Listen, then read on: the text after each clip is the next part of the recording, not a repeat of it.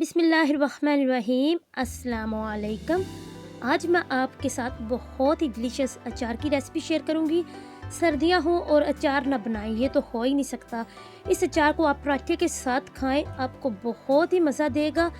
ये अचार मैंने गाजर और हरी मिर्चों से बनाया और इसमें मैंने एक ख़ास चीज़ यूज़ की जिससे आपका अचार और चटपटा और मज़े का हो जाएगा। इसके लिए आपने वीडियो को पूरा वॉच करना है ताकि आपसे कोई भी पार्ट स्किप ना हो। और जो मेरे चैनल पर नए हैं वो मेरे चैनल को सब्सक्राइब करें और बेल आइकन के बटन को ज़रूर प्रेस करें। अब हम इस मज़ेदार से अचार की रेसिपी स्टार्ट करते हैं। तो एक पैन में मैंने ले ली है सरसों का तेल 1 कप, और ये भी कच्चा है, इसको हम गर्म करेंगे। सरसों के तेल को मैंने गर्म कर लिया, इसमें से भाप निकलना शुरू हो गई है, ये पक चुका है। यहाँ पे हम फ्लेम को ऑफ कर देंगे। अब हम एक छोटी सी प्लेट लेंगे, उसमें डालेंगे सौंफ 1 टेबल स्पून भर के,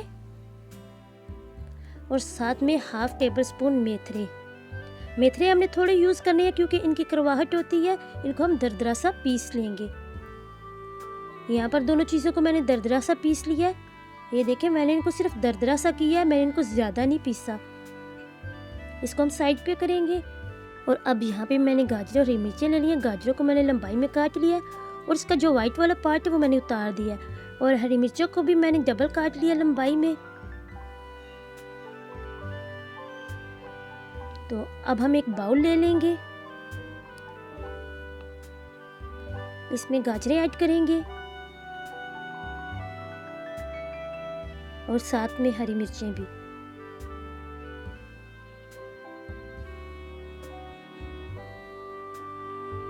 ये बहुत ही लजीज अचार बनकर तैयार होता है। आप चाहे तो इसको स्टोर भी कर सकते हैं, और हमारे घर में ये अचार सबको बहुत पसंद है।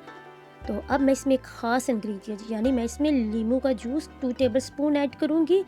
इससे इसका तीखापन दूर होगा और इसमें आपको चटपटा और खट्टापन महसूस होगा। साथ में जो मसाले हमने पीसे थे वो भी डाल देंगे। हल्दी हाफ टेबल स्पून ऐड कर देंगे, साथ में लाल मिर्च powder half table spoon add करेंगे, और नमक हाफ टेबल स्पून ऐड करेंगे। और आखिर में हम इसमें सरसों का तेल जो हमने गर्म किया था, उसको ठंडा कर लिया था, हल्का ठंडा किया था, बहुत ज़्यादा नहीं, वो ऐड कर देंगे।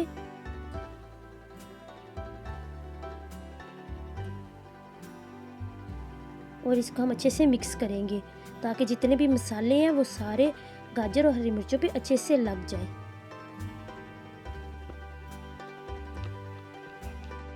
बहुत ही डिलीशियस ये अचार मिनटों में तैयार हो जाता है। आप चाहें तो इसको उसी वक्त भी खा लें, और अगर आप चाहें तो इसको स्टोर कर लें।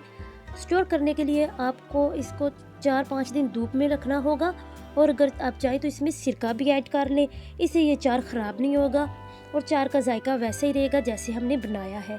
आप इसको पराठे के साथ खाएँ, चावलों के साथ खाएँ। माशाल्लाह बहुत ही लजीज ये अचार बनकर तैयार हुआ है। बाज़ार से ज़्यादा बेहतर अचार हम घर में बना सकते हैं, और बिल्कुल आसान सी रेसिपी के साथ मैंने आपके साथ इसको शेयर किया है। तो आपने इसको पूरा फॉलो करना है। और आप सबसे मेरी रिक्वेस्ट है कि प्लीज़ मेरे वीडियो को तकरीबन 2 से 3 मिनट तो ज़रूर वॉच किया करें और इसको शेयर भी करें। और अब हम इसको एयर टाइट जार में बंद करके रख देंगे।